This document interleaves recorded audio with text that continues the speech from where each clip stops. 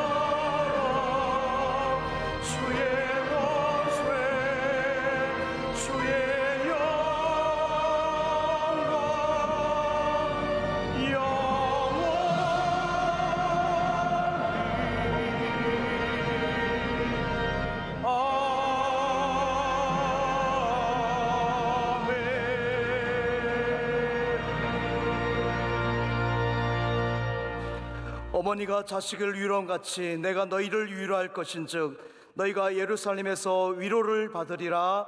아멘.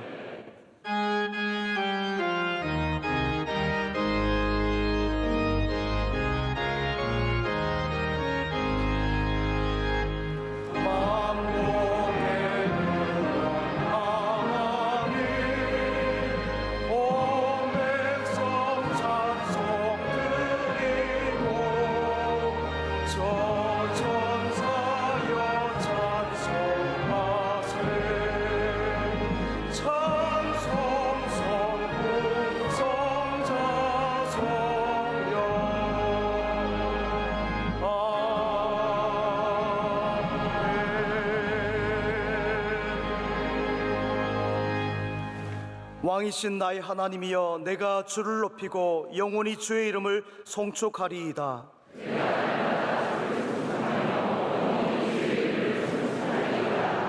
여호와는 위대하시니 크게 찬양할 것이라. 대대로 주께서 행하시는 일을 크게 찬양하며 그들이 주의 크신 은혜를 기념하여 말하며 주의 의를 노래하리이다. 아멘. 지난 한 주간의 삶을 돌아보며 조용히 감사와 참회의 기도를 드리겠습니다.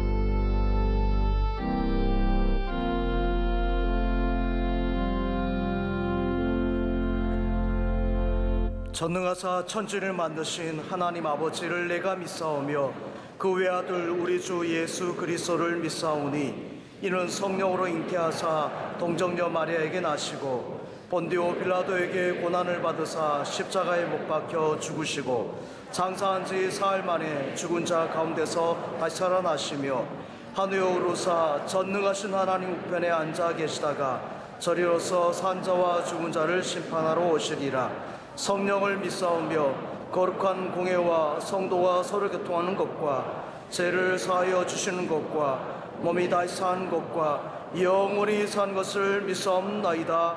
아멘.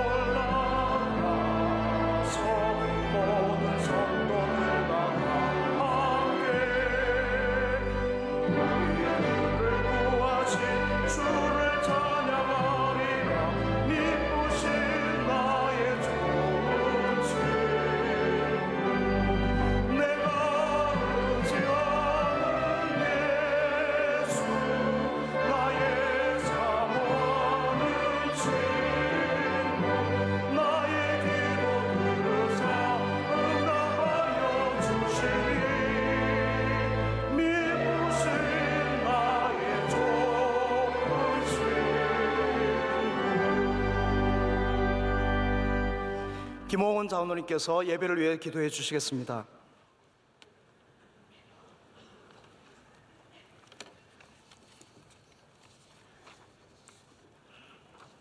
사랑과 은혜가 충만하신 하나님 아버지, 거룩한 주일에 주의 몸된 교회의 예배로 불러주심을 감사드립니다.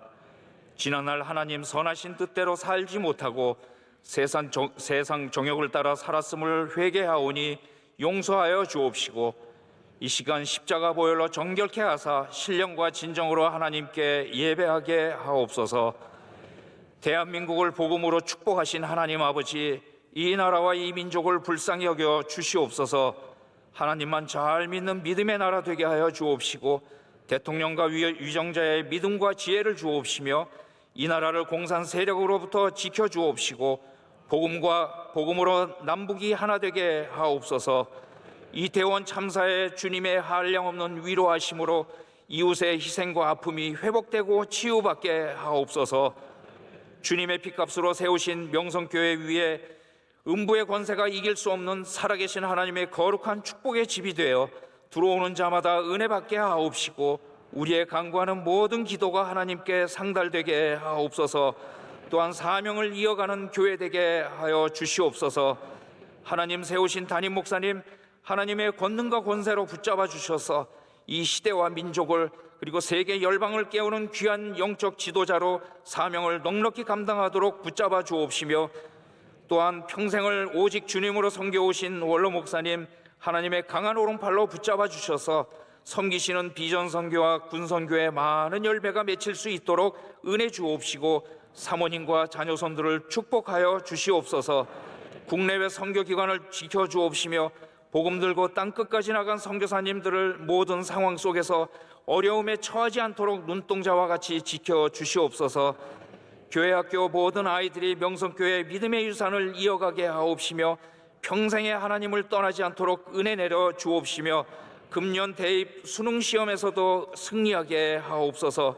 이 시간 담임 목사님 통하여 말씀을 받습니다. 주님의 크신 은혜 받는 귀한 시간 될 줄 믿사오며, 우리의 생명과 구원 되시는 예수 그리스도의 이름으로 기도합니다. 아멘.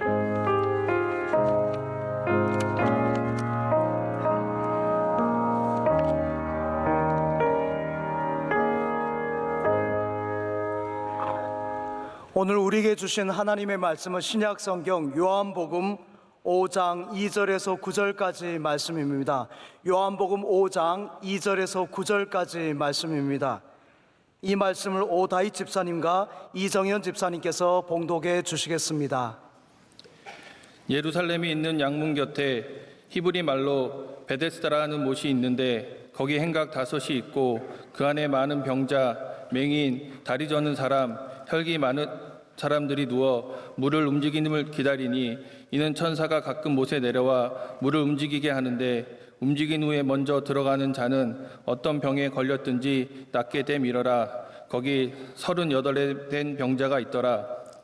예수께서 그 누운 것을 보시고 병이 벌써 오래된 줄 아시고 이르시되, 내가 낫고자 하느냐? 병자가 대답하되, 주여, 물이 움직일 때에 나를 못에 넣어주는 사람이 없어 내가 가는 동안에 다른 사람이 먼저 내려가나이다. 예수께서 이르시되, 일어나 내 자리를 들고 걸어가라 하시니, 그 사람이 곧 나아서 자리를 들고 걸어가니라. 이 날은 안식일이니. 아멘. 담임 목사님께서 교회 소식 전해 주시겠습니다. 네, 복되고 아름다운 날 주님의 전에 찾아오신 모든 성도 여러분들을 또 사랑으로 환영하고 축복합니다. 또 함께 C채널로 또 유튜브로 예배드리시는 모든 분들에게도 주님의 평안이 함께 하시기를 빕니다. 오늘 잠시 교회 광고를 나눠드리도록 하겠습니다. 우리 지난 주일날 추수감사절 예배를 우리 하나님의 크신 은혜 가운데 잘 마쳤습니다. 모든 준비위원들과 여러 모양으로 참여해 주신 여러분들 한 분 한 분께 진심으로 감사를 드리고, 다시 한번 모든 영광과 감사를 하나님께 올려드립니다. 이번 수요 기도의 말씀은 광성교회를 섬기시는 남광현 목사님께서 전해주십니다. 오셔서 많이 은혜를 받으시기를 바랍니다. 저희 교회가 지난주까지 나눠드렸던 사랑의 나눔 상자, 우리 우크라이나 아이들을 향해서 가는 상자입니다. 우리 이번 주부터 다시 회수를 합니다. 우리 5,000개가 나갔는데 제가 바라는 믿음은 5,000개가 다 들어오기를 바라는 믿음을 갖고 있습니다. 여러분께서 가져가신 분들은 잘 채우셔서 사랑의 마음으로 담아주셔서 다시 교회로 돌려주시면 저희가 잘 보내도록 하겠습니다. 우리 3년 동안 세례식을 갖지 못했는데요, 이번 세례식을 갖게 되겠습니다. 여러분께서 많이 준비해 주시고 또 주변 분들에게 권고해 주시기를 바랍니다. 오늘 3부 예배를 제외하고는 이번에 동남로에서 안수받으신 목사님들이 축도를 하십니다. 그래서 귀한 목사님들 되실 수 있도록 여러분 생각나시면 기도해 주시기를 바랍니다. 또 저희 교회에 잘 섬겨주셨던 우리 귀한 목회를 주셨던 여주영 목사님께서 하남에 있는 축복교회 부임을 위해서 사임하시게 되었습니다. 오늘 밤에 인사를 드리도록 하겠습니다. 새가족 교육이 다시 시작되고요. 또 우리 청년대학부 비전 집회, 우리 들어오시면서도 우리 청년들을 많이 만나셨을 텐데 비전 집회를 이번에 갔습니다. 여러분 청년들은 당연히 참여해 주시고 여러분 가정에 있는 청년들 많이 보내주시면 감사하겠습니다. 수능이 얼마 남지 않았습니다. 또 추워지니까 역시 수능이 다가오고 있습니다. 우리 아이들 열심히 준비한 이 모든 것들 잘 감당할 수 있도록 여러분 기도해 주시고 우리 수능과 관련된 행사들도 잘 참여해 주시기를 바랍니다.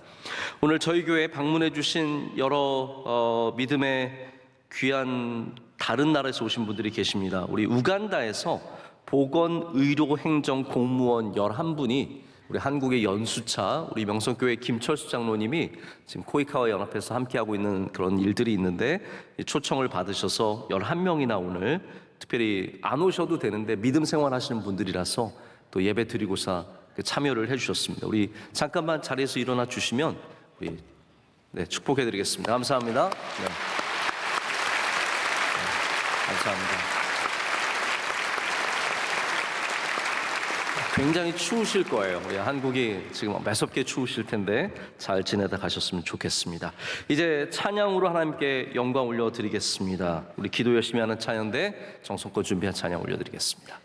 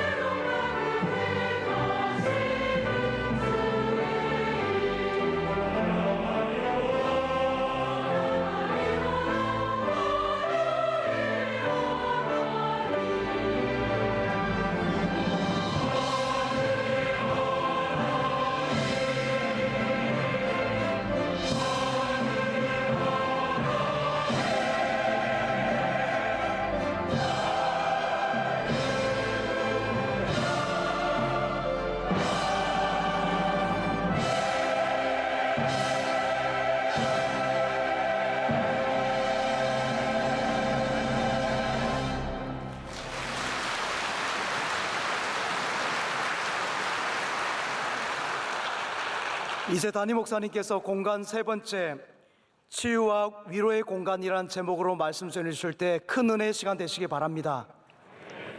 하나님께서 찬양 통해서 큰 영광을 받으신 줄로 믿습니다.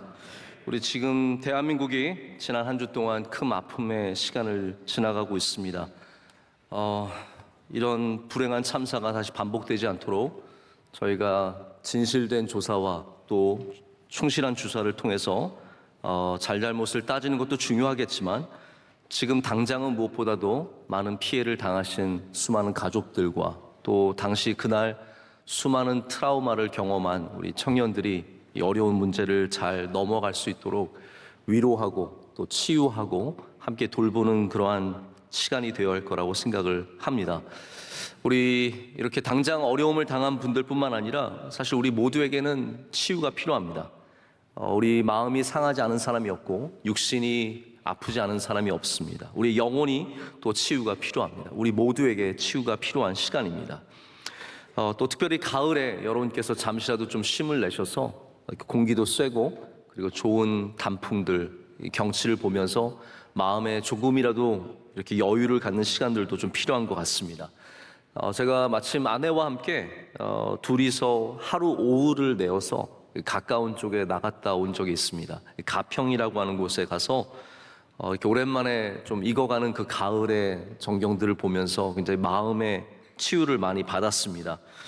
이 장소의 이름이 제가 일부러 본명은 안 가르쳐, 본명이 영어인데 굳이 제가 그걸 한국말로 바꿔서 가르쳐 드릴게요. 광고를 할 수 없어서. 그곳 이름이 치유의 머뭅이에요. 이거를 영어로 바꾸면 그 장소 이름이 되는데 꽤 유명한 곳입니다. 근데 거기는 정원도 굉장히 아름답고 또 이어져 있는 숲길도 있어서 이제 제 아내가 함께 이렇게 커피도 마시고 잠시 거닐면서 이렇게 큰 숨을 쉬기만 해도 뭔가 좀 스트레스가 해소가 되는 것 같고 편안함을 느꼈습니다. 아주 오랜만에 그런 감정을 느끼면서 같은 가을이지만 장소에 따라서 얼마나 가을이 다른가를 생각해 보게 되었습니다. 우리가 같은 삶을 살지만 장소에 따라서 그것이 얼마나 변화가 많은지를 생각을 해보게 되었습니다. 공간은 그렇게 힘이 있습니다. 우리가 어떤 곳에 가면 마음이 답답하기도 하고요. 또 어떤 곳에 가면 마음이 뻥 뚫리기도 합니다. 어떤 곳에 들어가면 들어가는 순간부터 마음이 들뜨기도 하고 또 어느 곳에는 들어가면 마음이 차분해집니다. 오늘 여기서 예배를 드리시는 분들은 여러분들은 어떠한 마음으로 이 장소에 앉아 계십니까? 여기에 은혜가 있으십니까? 여기에 치유가 있으십니까? 여기 주님이 주시는 차분함과 주님이 주시는 회복의 은혜가 있으십니까? 바라기는 우리 교회가 이 가을에 가장 짙은 치유가 있는 장소가 되기를 원합니다. 라브리에라고 하는 의사는 우리가 찬탄하는 곳이 있고 우리에게 영향을 미치는 곳과 우리가 살고 싶은 곳이 있고 우리의 사고와 우리의 유머와 열정과 기호와 감상은 장소에 따라 굉장히 많이 달라진다라고 얘기를 합니다. 그만큼 장소가 중요한 역할을 우리 삶의 모든 곳에서 하는 거죠. 이 브리에르가 치료한 한 여인은 자신이 치유를 받은 장소가 침대였다라고 얘기를 합니다. 밤마다 그곳에서 울면서 그곳에서 기도하면서 자신은 거기서 치유를 받았다라고 얘기를 합니다. 성경엔 이렇게 장소가 치유의 장소로 등장하는 곳들이 있습니다. 한나는 곳이 성소였습니다. 유명한 남편, 잘 나가는 남편, 사람들에게 존경받는 엘가나와 훌륭한 남편을 만났지만 정작 자신은 아이를 낳지 못해서 하나님 앞에 가서 울었습니다. 남편이 제사를 드리는 동안에 구석을 찾아가서 거기서 흐느끼며 울고 있을 때 엘리 제사장은 그녀를 오해했지만 하나님은 그 장소에서 한나를 만나 주셨습니다. 그리고 그 우는 여인을 보듬어 주셨고 치유하여 주셨고 마침내는 한나가 사무엘을 갖게 되었습니다. 다윗에게는 그것이 광야였습니다. 몰린 장소이고 외로운 장소이지만 거기가 오히려 다윗이 힘을 얻고 주님을 산성이요 피난처라고 고백하는 장소가 되었고 다니엘은 그것이 윗방이었습니다. 정말 아무도 없는 외국에서 포로로 잡혀간 이 소년이 윗방을 갖게 되고 거기서 하나님께 나아 기도함으로 거기서 그는 항상 매일같이 위로와 힘을 얻었습니다. 예수님도 이게 필요했습니다. 그래서 예수님도 힘드실 때 제자들을 멀리 하시고 산으로 가셔서 거기서 다시 힘을 내시고 위로를 받으셨던 것을 보게 됩니다. 우리 모두에게는 치료의 장소가 필요한 거죠. 여기 치료가 필요한 사람이 있었습니다. 아무도 도움을 줄 수 없는 38년 된 병자가 여기 바로 베데스다 못가에 나와 있는 이야기가 오늘 본문의 말씀입니다. 예수님께서 예루살렘에 가셨을 때 이 못을 지나십니다. 근데 마침 이날은 안식일이었어요. 안식일은 모두가 다 집에 머물고 바깥 다니지 않습니다. 그런데 여기 베데스다 못가만큼은 혹시라도 오늘 물이 움직일까 싶어서 나와 있는 병자들이 있었습니다. 그때 예수님께서 이 집을 이 못을 지나가십니다. 근데 베데스다의 뜻이 참 중요합니다. 베데스다는 무슨 뜻이냐면요, 자비의 집, 은혜의 집, 베데스다라고 해서 은혜의 집이라는 뜻이에요. 근데 문제는 뭡니까? 여기 이름과 걸맞지 않은 장소가 되어 버렸습니다. 여기가 자비의 집이거든요, 은혜의 집이거든요. 그런데 어딜 봐도 은혜가 없고 자비가 없고 경쟁만 있습니다. 왜 38년 된 병자가 아직까지 병을 낫지 못하고 거기에 있을까요? 먼저 사람들이 뛰어가고 이 38년을 기다려도 자기 차례가 오지 않는 거예요. 경쟁의 장소가 되었기 때문에 베데스다는 더 이상 자비의 장소가 아니었습니다. 저는 오늘 아예 작정을 하고 이 베데스다 이름을 계속 걸고 넘어가려고 합니다. 이 이름에 문제가 있다는 거예요. 이름과 맞지 않다라는 거예요. 이 베데스다는 독특한 샘이었습니다. 보통 샘은 이렇게 물을 계속 내는 곳인데 베데스다는 그런 곳이 아니라 간헐천이라고 하죠. 게이저라고 해서 가끔씩 물이 용솟음 치듯이 올라오는 그러한 샘이었습니다. 사람들은 믿기를 그때가 바로 천사들이 물을 움직일 때이고 그때 물에 가장 먼저 들어가면 나음을 얻는다는 믿음을 가졌습니다. 이렇게 베데스다는 치유의 공간으로 많은 사람들이 몰려왔습니다. 그럼에도 불구하고 다시 말씀드리지만 자비의 집이 아니었고 은혜의 집이 아니었습니다. 자, 성경에서는 이름을 굉장히 중요하게 여긴다는 걸 여러분께서 아실 겁니다. 성경은 의도적으로 이름과 그 상황 혹은 그 이야기와 굉장히 깊은 관계가 있는 것을 우리에게 보여줍니다. 모든 지명들이 그렇지만 심지어는 이름도 그럴 때가 있어요. 예를 들어서 다윗이 이 나발이라고 하는 사람의 모든 가축들을 돌봐주면서 광야에서 지낼 때가 있었습니다. 이 나발이라는 사람 이름의 뜻이 무엇입니까? 저는 이게 참 사실 듣고도 믿을 수가 없었어요. 왜냐하면 나발이라는 이름의 뜻은 미련한 사람이라는 뜻이에요. 어떤 부모가 아들을 낳아서 미련한 놈이라고 이름을 짓겠습니까? 그렇다면 그것은 부모가 지은 이름이 아니라 나중에 사람들이 부르게 된 이름이며 성경이 이 사람이 미련한 사람임을 보여주기 위해서 의도적으로 나발이라는 이름을 썼다는 것을 저희가 알 수 있습니다. 나중에 아비가일이 그 남편이 한 너무나 미련한 일을 두고 말하면서 보십시오, 내 남편이 원래 미련한 사람입니다. 나발입니다. 여러분 참 우리나라 말에도 이 나발은 너무나 확 다가오지 않습니까? 사람이 나발나발 되면 반드시 문제를 당하게 되어 있고 나발은 바로 그러한 상징이에요. 그래서 성경에는 이름이 곧 그 뜻입니다. 그 상황입니다. 자, 그렇다면 베데스다는 그 이름의 뜻대로 자비를 베푸는 곳이 되어야 하는데 그러지 못했다라는 거죠. 여기 38년 된 병자가 7절 말씀에 이렇게 증언하고 있습니다. 뭐라고 얘기합니까? 주여, 물이 움직일 때에 나를 못에 넣어주는 사람이 없어 내가 가는 동안에 다른 사람이 먼저 내려가나이다. 여기는 자비라고는 찾아볼 수 없는 자비의 집입니다. 은혜라고는 찾아볼 수 없는 은혜의 집입니다. 여러분 생각해보세요. 치유의 장소에 은혜가 없다? 이것이 베데스다만의 문제이겠습니까? 저는 사실 오늘 여러분에게 우리 교회를, 이 교회를, 하나님의 교회를 치유의 장소로 보여드리기를 원합니다. 교회가 치유의 장소라는 거예요. 그런데 정작 그렇게 말하기에는 너무나 교회에 상처가 많다라는 거죠. 우리가 치유의 장소라면 여기 무엇이 있어야겠습니까? 자비가 있어야 하고 은혜가 있어야 돼요. 그런데 치유의 장소에 자비와 은혜가 사라지면 경쟁만 남아있으면 먼저 온 사람이 차지하고 돈 많은 사람들이 차지하고 직분 높은 사람들이 차지하고 이렇게 교회가 자비는 없고 경쟁만 있는 사회의 모습을 똑같이 닮아있다면 여러분 사회에서 받는 상처를 고스란히 교회에서도 다 받게 되어 있습니다. 여러분 집에도 마찬가지로 가정 안에 은혜가 있어야 거기에 쉼이 있고 위로가 있고 치유가 있습니다. 교회도 마찬가지입니다. 어느새 세상이 바뀌었어요. 세상이 교회를 닮아가야 하는데 교회가 세상을 닮아가고 있습니다. 그래서 정작 우리가 치유의 장소가 되지 못하고 베데스다의 은혜는 사라지고 집만 남았어요. 배트만 남았다라는 거죠. 38년 된 병자가 단 한 번도, 이 경쟁 사회라서 그런 거잖아요. 내가 먼저 가서 나음을 얻어야 되니까 38년 된 병자, 움직이지도 못하는 사람이 굴러가고 있으면 그거 맞고 내가 먼저 가는 거예요. 자비가 없는 베데스다가 되어버리고 말았습니다. 여러분 교회는 원래 치유의 공간입니다. 저는 그것을 분명하게 믿습니다. 교회는 치유의 공간이며 위로의 공간입니다. 교회는 치유의 정체성을 갖고 있습니다. 처음에 병원이 이제 유럽 사회에서 만들어질 때 병원이 따라간 것은 원래 병원 자체라는 것이 없었어요. 의사는 있었지만 큰 병원들이 존재하지 않았습니다. 그러나 중세부터 이제 병원이 들어오기 시작하는데 그래서 프랑스에서는 병원을 짓고 뭐라고 불렀냐면 오텔 듀라고 불렀습니다. 오텔 듀는 무슨 뜻이냐면 하나님의 집이란 뜻이에요.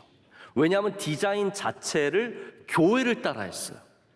왜냐하면 교회가 치유가 있는 곳이기 때문에 병원도 우리가 치유를 받으려면 교회처럼 되어야 한다라고 해서 아예 모든 디자인을 교회를 따라간 거예요. 심지어는 이 수도원에는 다양한 이름이 있습니다. 뭐 앱이라는 수도원도 있고 클로이스터도 있는데 이게 다 어떻게 생겼느냐, 어떠한 목적으로 지었느냐에 따라 다릅니다. 클로이스터는 어떤 공통점을 갖고 있냐면 중간에 정원이 있는 곳이 클로이스터입니다.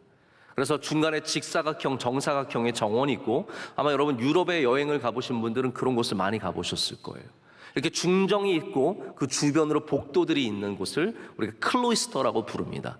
병원 대부분, 중세의 병원들은 클로이스터 형식, 바로 수도원을 닮아 있어서 여기에서 치유를 받는다는 분명한 믿음이 있었어요.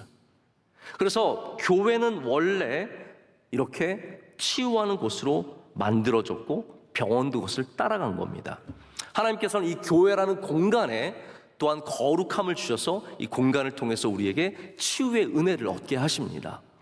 제가 아주 흥미롭게 생각하는 유대인 신학자가 있는데 아브라함 헤쉘이라고 하는 분이에요.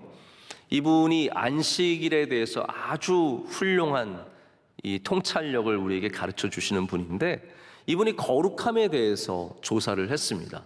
유대인이 신학을 접근하는 방식이랑 우리가 신학을 접근하는 조금 다른데 이분이 말하기를 하나님께서 가장 먼저 거룩하게 하신 것은 시간이다라고 말합니다. 그래서 하나님께서 안식일을 정하시면서 이 시간은 거룩한 시간이다 라고 정하셨다는 거죠. 지금 11시 52분을 지나가고 있는데 이 세상에 다양한 삶을 살아가는 사람이 있지만 우리에게만큼은 이 시간이 거룩한 시간입니다. 하나님께서 시간을 거룩하게 하셨다라는 거예요. 그 다음에 거룩하게 하신 것이 사람이라는 겁니다. 사람을 거룩하게 하셔서 내가 거룩하니 너희도 거룩하라 라고 말씀하시면서 사람에게 거룩함을 부여하셨습니다. 자, 그 다음에 거룩하게 하신 것이 바로 공간이라는 거예요.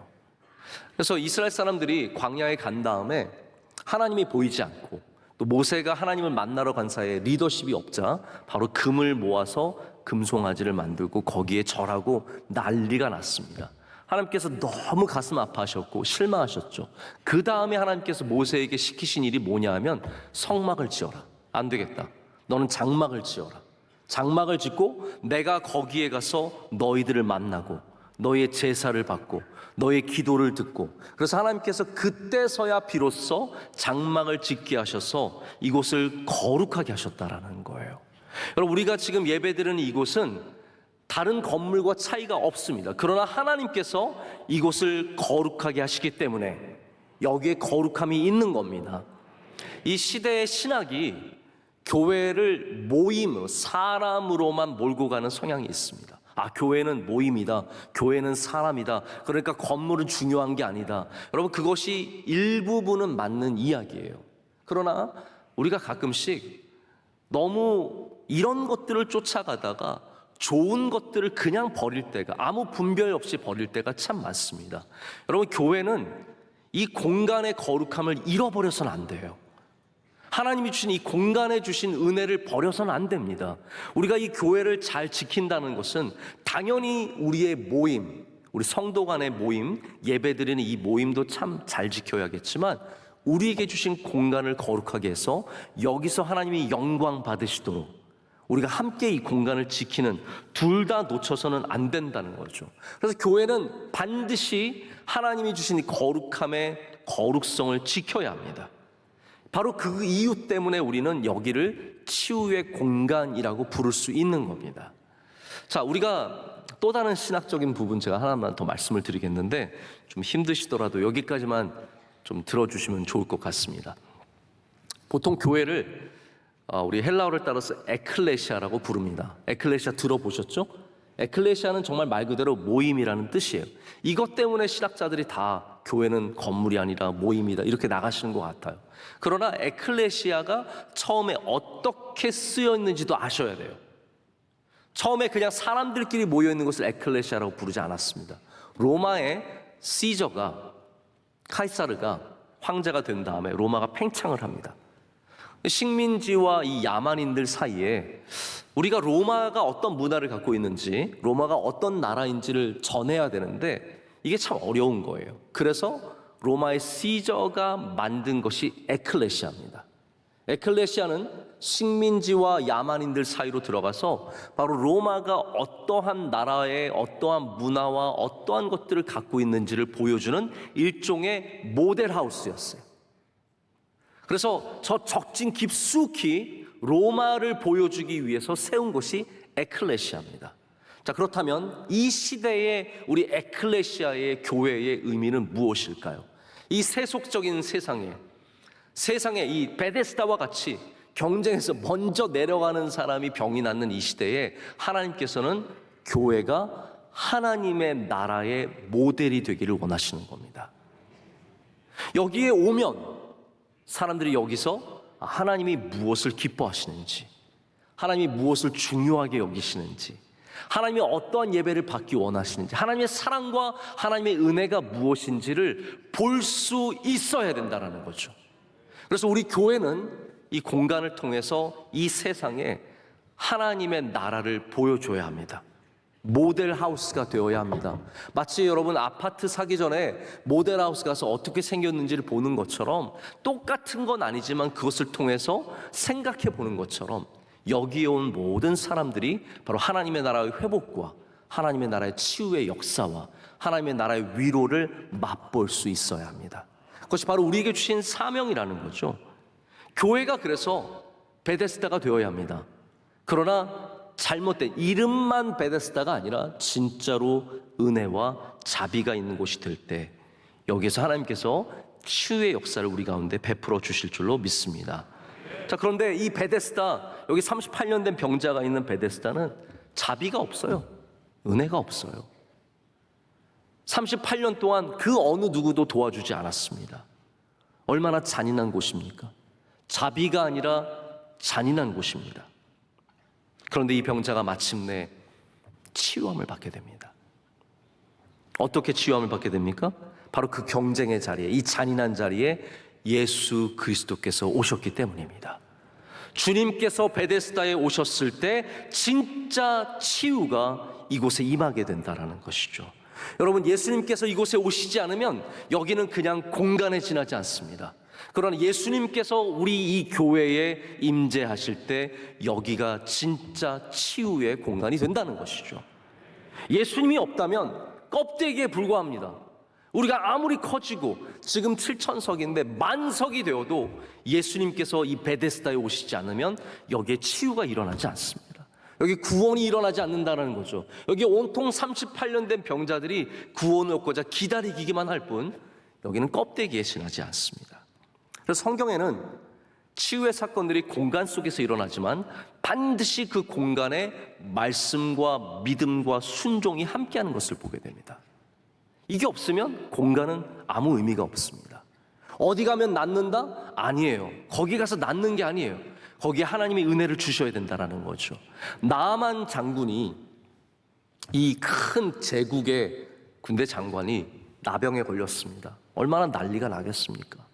큰 기업의 회장이 병에 걸려도 난리가 나는데 이 나라의 지도자가 나병에 걸렸으니 왕이 얼마나 마음이 아프겠습니까? 그때 마침 엘리사의 한 하녀가 이 나아만 장군이 요단강에 가면 나을 것 같다라고 얘기를 해주죠. 거기 좋은 게 있다고. 그래서 이 엘리사의 말을 그대로 따라서 가서 몸을 7번 담그게 됩니다.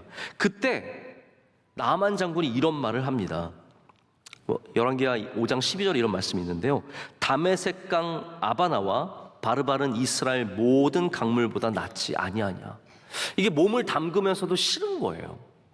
여기 좋은 물도 아니고 깨끗한 물도 아니고 우리나라에 좋은 강들이 얼마나 많고 아름다운 물들이 얼마나 많은데 내가 굳이 여기 이스라엘까지 와서 여기 몸을 담궈야 하느냐? 그럼 맞습니다. 그 공간은 별 능력이 없어요. 그러나 중요한 건 뭐였습니까? 하나님의 말씀을 순종해서 7번 물에 담궜을 때 그는 나음을 얻게 됩니다. 자, 생각해보세요. 요단강이 낫게 한 걸까요? 아니면 하나님의 능력이 낫게 한 걸까요? 여러분, 그렇습니다. 요단강이 귀한 것이 있지만 하나님의 능력 없이는 아무것도 아니라는 거예요. 교회가 여러분을 낫게 하는 것이 아니라 예수님께서 여러분을 낫게 하신다라는 겁니다. 그러나 우리는 이 교회에 나올 때 믿음과 순종으로 나오게 된다라는 거죠. 그래서 모든 것은 반드시 하나님의 은혜가 임해야 진짜 치유가 시작이 되는 겁니다. 약을 하나 드셔도요, 하나님께 기도하고 드시길 축복합니다. 감기약을 먹어도 하나님의 은혜가 임해야 그 감기약에 힘이 있는 것이고, 암에 걸려서 약을 드실 때 하나님의 은혜가 함께 하셔야 치유의 역사가 일어나는 것이에요.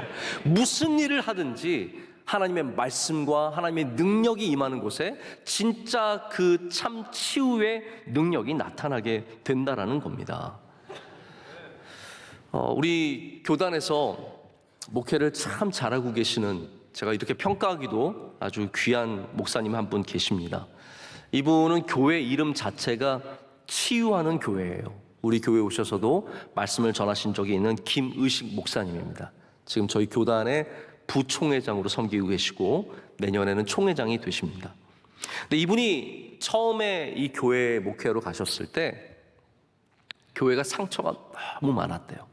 갔더니 피 터지게 싸우고 있는 거예요. 여러분, 이게 참 교회의 문제예요. 교회가 치유하는 장소가 되어야 되는데 다 죽어나가요. 교회 와서 죽어나가는 교회들이 얼마나 많은지 모릅니다. 서로 죽일 듯이 싸우고요. 목사가 설교하고 있으면 끌어내리고 목사 안 된다 그러고, 또 장로님이 기도하러 올라가면 목사가 뒤에서 욕. 이렇게 정말로 상처투성인 교회들이 이 세상에 얼마나 많은지 모릅니다. 이 교회도 그랬던 거예요. 갔더니 싸우고 있고, 뭐 노예가 원래 목회자를 도와주고 교회를 도와줘야 하는데 갔더니 노예가 오히려 교회를 더 어렵게 하고 목사님 힘들게 하고 각서 쓰라 그러고, 또 각서 쓰면 왜 썼냐 그러고 말도 안 되는 일로 목사님을 죽이고 있는 거예요. 그런데 거기서 몇 년을 지내면서 기도하시고 모든 상처 혼자서 다 받고 사람들의 어려움 다 들어주고, 그러다 보니까 교회가 다시 회복이 되는 거예요. 은혜가 생기는 거예요. 그래서 목사님께서 교회에 마침내 은혜가 생기는 걸 보면서 이름 자체를 치유하는 교회로 바꿨어요. 여러분, 혹시 치유받고 싶은 분들 계시면 이 교회 꼭 가세요. 그러나 반드시 다시 돌아오셔야 돼요. 이분의 치유 목회에 중요한 원리가 있습니다. 5가지 원리가 있는데 이런 원리가 있어요. 첫 번째, 하나님은 분명히 살아계십니다. 두 번째, 하나님은 우리를 뜨겁게 사랑하십니다. 세 번째, 하나님은 우리의 모든 기도에 가장 좋은 것으로 응답하십니다. 네 번째는, 하나님은 우리의 영혼과 육을 기적으로 치유하십니다. 다섯 번째, 하나님은 세상 끝날까지 우리와 항상 함께 하십니다. 너무 귀한 믿음 아닙니까? 근데 여러분, 여기서 뭘 발견하세요? 이 치유의 중심에 뭐가 있습니까? 하나님이 계신 거예요. 우리의 능력이 아니라 내가 먼저 뛰어가는 게 치유가 아니라 바로 예수 그리스도가 계신다라는 거예요. 주님이 함께 하셔야 거기에 참된 치유가 있다라는 것을 이 목사님은 치유 목회를 통해서 깨달으신 것이고 계속해서 가르치는 겁니다. 여러분, 그래서 여러분의 가정에 예수님이 오셔야 합니다. 그래야 진정한 치유가 시작이 되는 것이고, 우리 명성교회도 오직 주님, 오직 예수님 붙잡아야 이 교회에 오는 사람들마다 주님의 치유함을 받는 놀라운 역사가 이어질 줄로 믿습니다. 그래서 물이 치유한 게 아니에요. 여기 물이 동하기를 바랬죠? 물이 움직여서 치유를 받는 것이 아니라 사실은 우리가 성령의 움직이는 역사를 경험해야 치유함을 받게 된다는 겁니다. 물이 아니라 보혈입니다. 물에 들어가서 낫는 게 아니라 주님의 보혈의 은혜를 얻을 때 낫게 된다는 것이죠. 우리나라는 그래도 온천이 좀 발달한 곳이라서 이렇게 많은 분들이 온천에 가서 뭐 낫기를 원하시는 것 같아요. 저는 솔직히 이렇게 물에 오래 앉아 있는 거 성격 자체가 그렇게 쉽지 않습니다. 저는 10분만 앉아 있으면 정말 머리에서 뭐 엉덩이에서 뿔이 나는 것 같아가지고 더 이상 못 앉아 있는데, 제가 군에 있을 때 병장쯤 되었을 때 새로 오신 우리 군 목사님께서 나이가 지긋이 있으신 목사님이셨는데 목욕을 참 좋아하셨어요. 그래서 주일날 예배를 마쳤는데 목사님께서 김병장, 네, 김병장. 병장 되면 그렇게 인사 안 합니다. 그래서 제가 이렇게 막 가서 우리 오늘 온천 가자 그러시는 거예요. 제가 가도 되겠습니까? 그랬더니 가자 그러셔서 제가 억지로 따라가게 됐어요. 저는 온천에 뭐 가본 적도 별로 없고 옛날 또 젊을 때고 그러니까 이 뜨거운 물이 너무 힘든 거예요. 전 잠깐 들어갔는데 미치고 환장하겠는 거예요. 근데 우리 목사님은 거기서 2시간을 왔다 갔다 하시면서 계속 목욕을 하시는. 그래서 나오시면서 마침 마지막 하신 말씀이 아직도 기억에 생생합니다. 아, 시원하다. 그러시면서 이 목욕하시고 이 물이 얼마나 좋은지, 여기 들어가면 뭐가 좋은지 다 말씀해 주시는데 저는 이해가 안 되는 거예요. 지금도 사실 잘 이해를 못합니다. 여러분, 물이 우리를 낫게 하는 것 같지만 아닙니다. 예수님의 보혈이 우리를 낫게 합니다. 여기 38년 된 병자는 물에 들어가서 나음을 얻은 것이 아닙니다. 예수님 오셔서 그래 내가 넣어줄게가 아닙니다. 예수님의 능력의 말씀으로, 주의 보혈의 능력으로 이 사람을 낫게 하셨습니다. 제가 김은실 목사님 이야기를 하나만 더 말씀을 드릴게요. 이분의 치유 목회 이야기라고 하는 책에 이 자서전과 같은 내용들이 쭉 적혀 있는데 안타까운 이야기 하나가 있습니다. 이분이 전도사 때 하루는 한 번은 홍수가 나서 반 지하에 살다가 더 이상 안 되겠다 싶어서 옥탑방으로 방을 옮겼대요. 그래서 전도사가 갈 수 있는 데는 반지하 아니면 옥탑방이에요. 아예 아래 아니면 아예 위, 둘 중에 하나를 살아야 되는 거죠. 옥탑방에 이사를 갔는데 그때 이제 딸 한나라고 하는 아이가 5살이었어요. 근데 하루는 이 한나가 아픈 거예요. 근데 뭐 엄마도 일하러 가고 이 전도사님도 집에 잠깐 왔다가 아이를 돌보다가 약을 먹이고 그리고 다시 교회로 갔어요. 우리 어렸을 때는 부모님이 뭐 다 집에 놓고 다니셨잖아요. 갔는데 돌아와 보니까 이 한나가 1층에 떨어져 죽어 있는 거예요. 약을 먹고 아빠를 찾다가 그만 발을 헛디뎌서 이 아이가 옥탑방에서 떨어져 죽은 겁니다. 목사님이 말할 수 없는 안타까움과 아픔과 절망과 괴로움, 하나님을 향한 원망, 하나님을 향한 원망이 얼마나 컸겠습니까? 내가 목회하러 갔다 왔는데 하나님 이 아이 못 지켜주십니까? 목사님이 기도를 해도 위로를 받지 못하는 거예요. 그런데 어떻게 합니까? 또 기도해야죠. 기도하고 하나님 붙잡았어요. 근데 어느 날 그렇게 눈물로 기도하고 있는데 하나님께서 목사님에게 말씀하셨대요. 김 목사야, 나도 죄 없는 내 아들을 너희를 위해 희생하였다. 근데 저도 이 말씀을 보면서 이게 위로가 되나? 근데 여러분, 보혈이란 게 그렇습니다. 보혈은 내게 임할 때 달라지는 겁니다. 다른 사람에게 임할 때 달라지는 것이 아니라 내게 임할 때 그게 진짜 능력이 있는 거예요. 이 목사님은 이 하나님의 말씀 하나만으로 다시 일어설 수 있는 힘을 얻고 다시 목회로 돌아갈 수 있는 위로를 받고 교회 가니까 또 수많은 성도들이 목사님 저도 그렇게 딸을 잃었고 저도 그렇게 아들을 잃었고 제 아들이 몇 살에 죽었고 거기에 그 책에 추천서에 원로 목사님 글도 나와 있는데 원로 목사님도 나도 딸을 그렇게 3살 날 딸을 그렇게 하나님 앞으로 보냈습니다 라는 이야기를 적으신 걸 보면서 이 우리가 예수 그리스도의 보혈이 아니면 위로받을 수 없는 인생임을, 주님이 아니면 나음을 얻을 수 없고 치유함을 받을 수 없는 인생임을 다시 한번 또 깨닫게 되었습니다. 여러분 주님의 보혈을 받으시기를 축복합니다. 제가 마지막으로 하나만 더 말씀을 드리기를 원합니다. 베데스다의 특징이 무엇이었습니까? 왜 베데스다가 되면 안 되냐라는 거예요. 왜 우리 교회가 베데스다가 되면 안 되는지를 말씀을 드리기를 원하는 겁니다.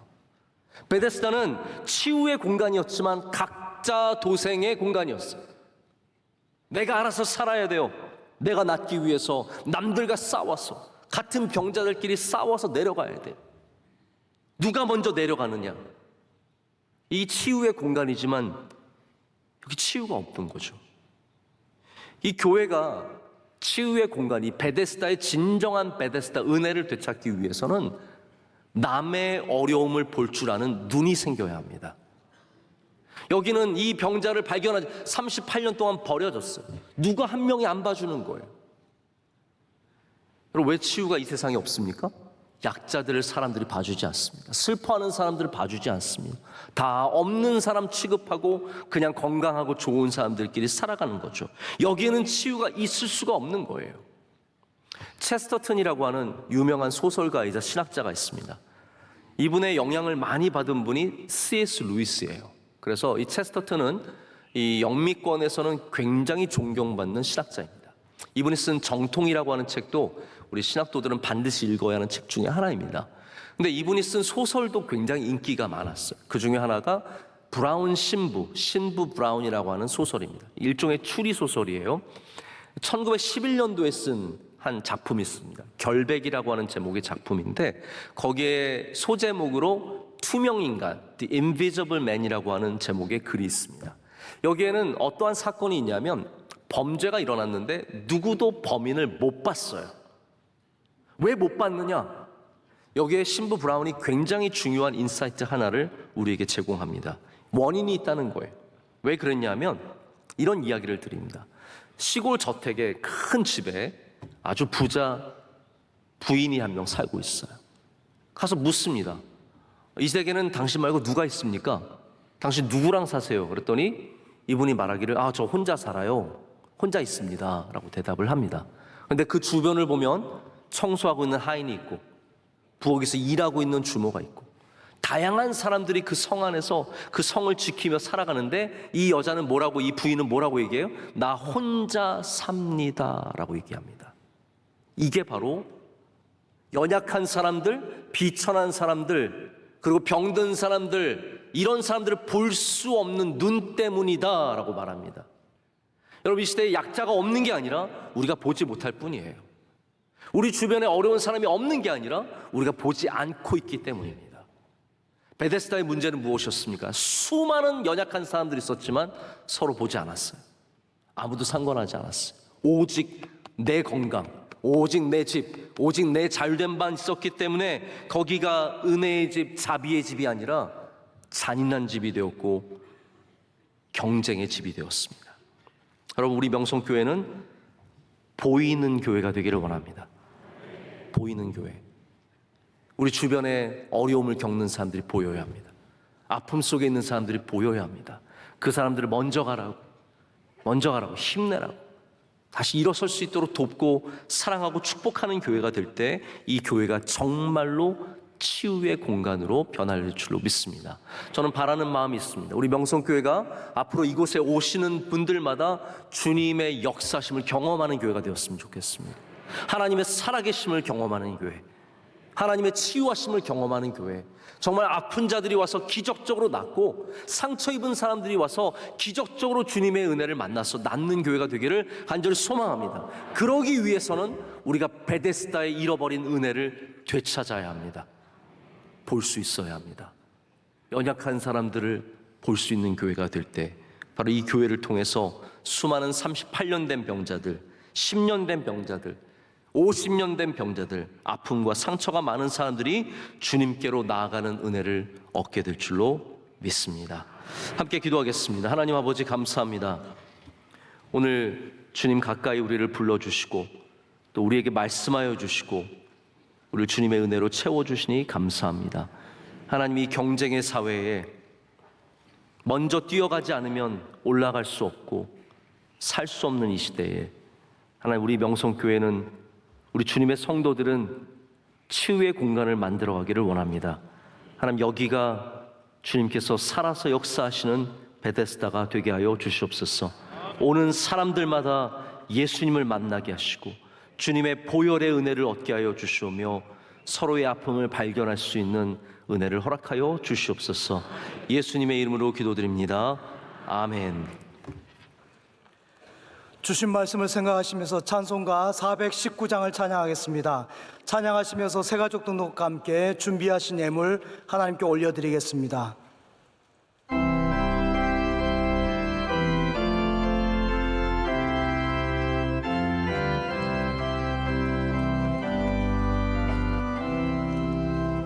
주 날개 밑 내가 편안히 쉬네 안기고 비바람 불어쳐도 아버지께서 날 지켜주시니 거기서 편안히 쉬리로다.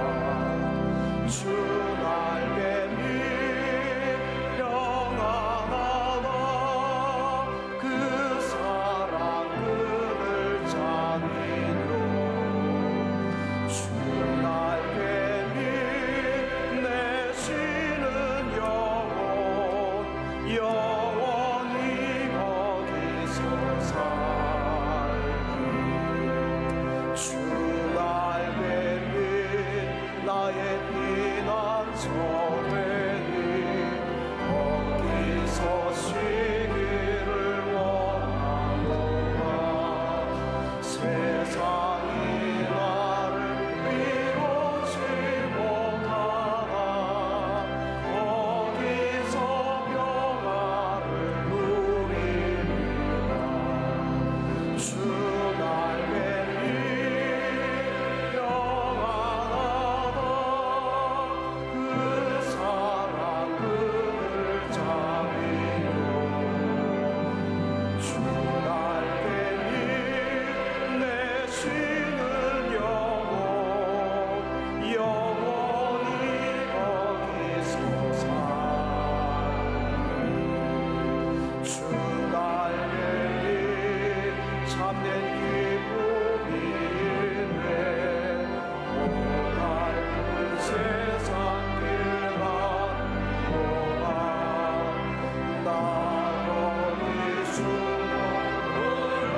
숨어심을 받고 영원한 안식을 얻으리라. 주 날개 밑 평안하다. 그 사랑 그늘 잠이요. 주 날개 밑 내쉬는 영혼 영원히 거기서 살리.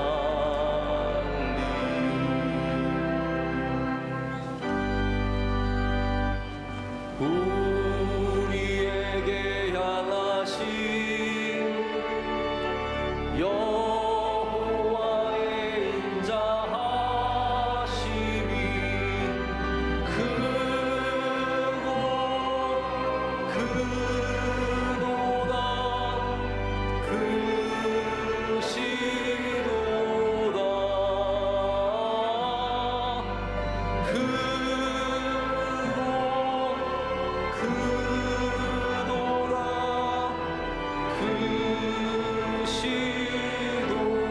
크도다.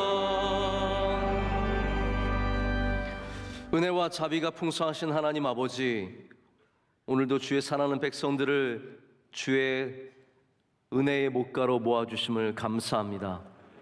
여기 수많은 육신과 영혼과 마음의 상처를 갖고 살아가는 사람들이 있습니다. 주님, 오늘 주님을 만나는 사람들마다 나음을 얻게 될 줄로 믿습니다.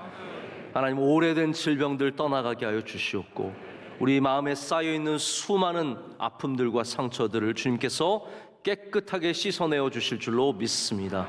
모든 영혼이 살아나게 하여 주시옵고, 주님이 주신 평안을 갖고 돌아가게 하여 주시옵소서.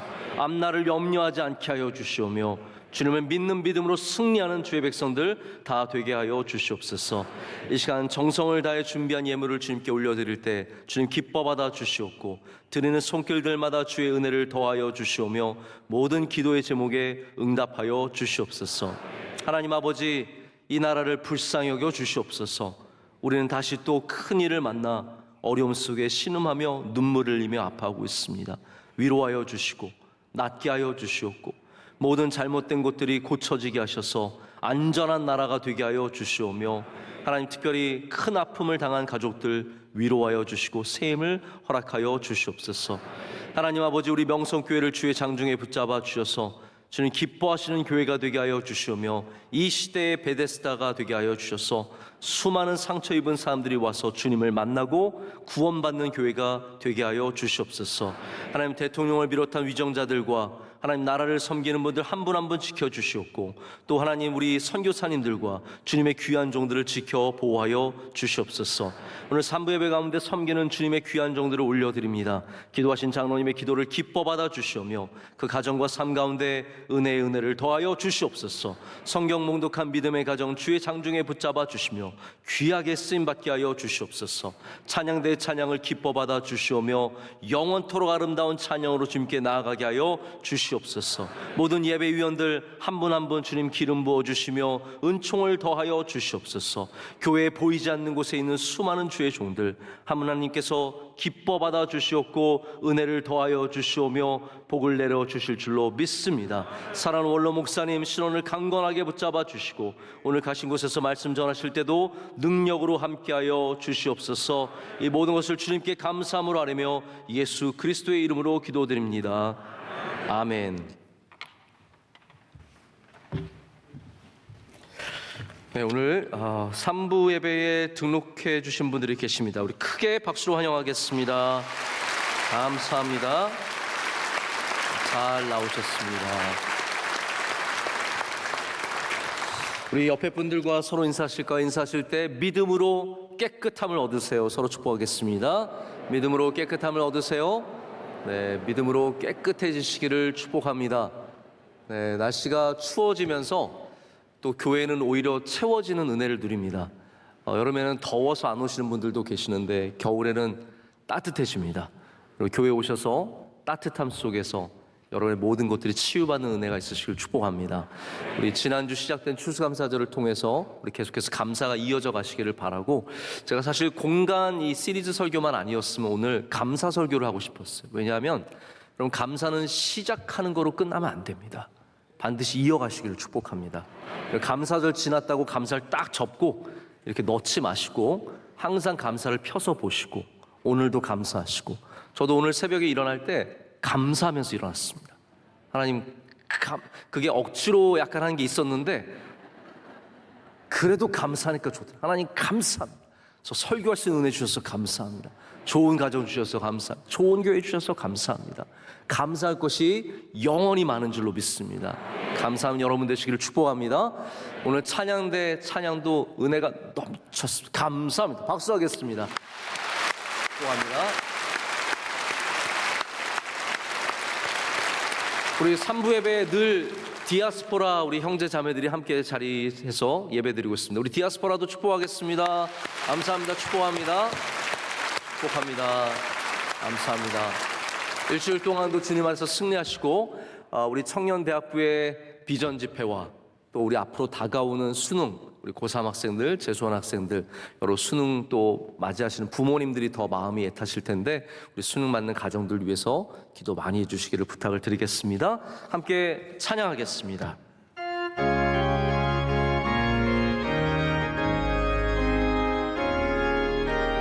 주님 우리를 통해 계획하신 일 찬양하게 하시니 주님 우리를 통해 계획하시니 너를 통해 하시를 기대해 주님 우리를 통해 계획하시니 부족한 입술로 찬양하게 하시니 주님 우리를 통해 계획하시니 우리를 통해 하시를 기대해. 이제는 우리 주 예수 그리스도의 크신 은혜와 하나님 아버지의 영원하시고 변화없으신 다함 없는 사랑과 성령님의 함께하심과 임재하심과 교통하심이 주의 말씀을 붙잡고 주님께서 우리를 고치심을 믿고 그 믿음으로 나아가는 주의 모든 사랑하는 백성들과 그 귀한 가정과 섬기시는 모든 일들 가운데 이제로부터 영원토록 함께하시기를 간절히 축원하옵나이다. 아멘.